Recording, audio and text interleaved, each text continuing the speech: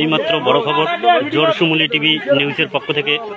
জোরসুমুলি পণ্ডিতবাড়ি এলাকায় এক জলঢাকা নদীর বাঁধ ভেঙে গুরুতর অবস্থা। এই বাঁধের উপর দিয়ে সবাই বান দিতেছে ও জল ঢুকতেছে। সেই কারণে পাড়া প্রতিবেশী এবং সবাই মিলে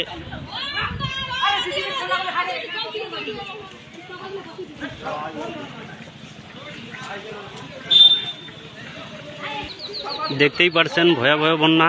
এই জোরসুমুলি টিভি নিউজের পক্ষ থেকে সরাসরি বাঁধ ভেঙে জল ঢোকার ব্যবস্থা চলতেছে।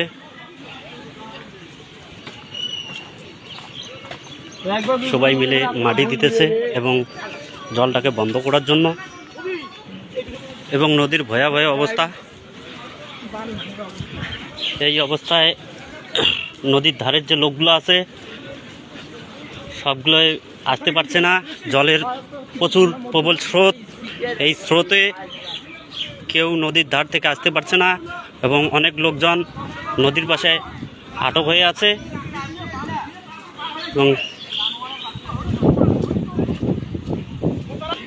অনেক লোকজন জলঢাকার পাড়ে যে মন্দিরটা ছিল সেই মন্দিরটাও ভেঙে পড়ে গেল একটু আগেই।